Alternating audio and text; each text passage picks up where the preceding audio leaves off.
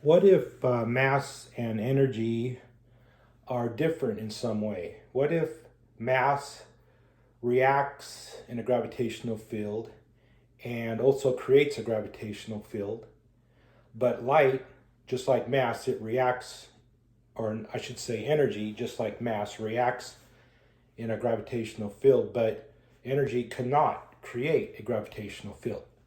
So does that mean that energy and mass are do not commute? So if we were to say something like energy uh, and mass do not equal zero, let's say, and so uh, so let's say you have a galaxy here. Then as things move in towards the center of the black hole that's located at the center of the galaxy,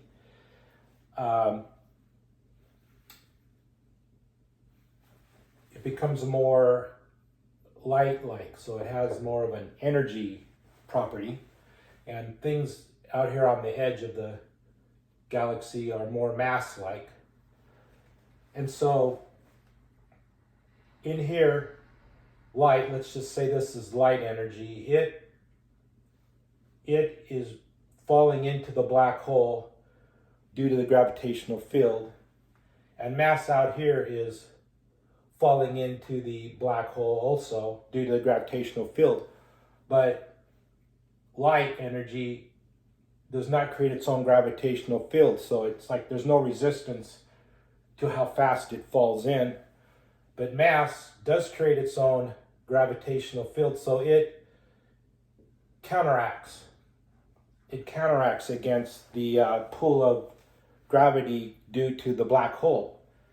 So the further out away you get from the black hole, the harder the mass repels the pull of gravity from the black hole. It creates its own gravitational field that repels the force of the gravity from the black hole. So it gets harder and harder to pull this mass into the black hole as you move farther away from it. But light energy, the further you move away from it, the pull of gravity falls off slower than it does for mass.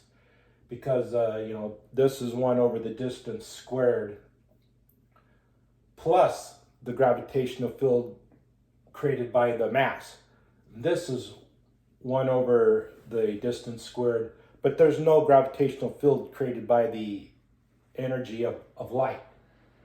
So, as you know, there's a question of where's the missing mass? Where's the missing matter that creates these galaxies that rotate as if there's some sort of invisible matter that exists around these galaxies? Well, if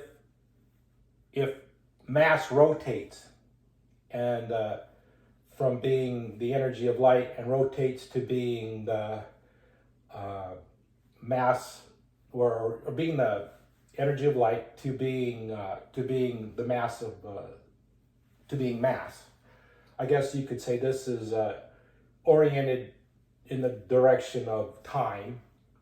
Everything that's at this black hole is oriented this way. That's the direction of time. Everything out here is oriented this way, and that's the direction of space. So when things are oriented this way, they're light-like, they have a lot of energy, and so they have a very, they do not create, or they create a very small gravitational field of their own.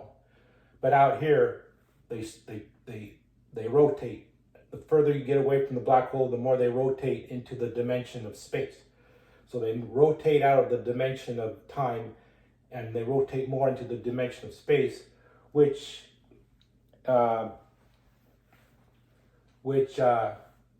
makes them more of a mass type, energy, or mass type, makes them more mass-like, I guess. and so they create a bigger and bigger gravitational field of their own, which resists falling into the black hole. And so that could increase what we call matter. That makes it look like there's more and more matter that exists as you move further away from the black hole, as these rotate back into the dimension of space. It's going to make it look like there's more and more matter out here than in here, because this is all energy and no mass. Very small amounts of mass, more mass, more mass, more mass, until you get out here. So if, I should say matter, this is no matter, more and more matter, until you get out here we have your maximum amount of matter. So mass is constant, like my hand is constant, it doesn't change. So the mass of my hand, for example, remains the same no matter how I orient it. But if I orient it this way, we see it as light energy. And if I orient it this way, we see my hand as being massive, which would create a gravitational field. So over here with my hand oriented this way, no gravitational field, we see it as light. As you move further and further away, we see it now as being mass with a gravitational field. Or we see it now as being matter with a gravitational field. So this is the energy of light, no gravitational field. And as I move my hand away, we get more and more matter. Until you get out here, you get maximum amount of matter and a maximum gravitational field due to the mass. So this rotation of mass from being light to matter, so the mass remains constant, the mass of my hand is constant, but in this orientation we can say it's light, and in this orientation we can say that it's matter. So the mass transitions from being that of light to being that of matter, and in doing so the gravitational field is created for the matter, which resists falling in to the black hole, which would look to us as being somehow there's more and more matter appearing as you get further and further away from the black hole. And this could account for for the rotation of galaxies that currently kind of remain unexplained.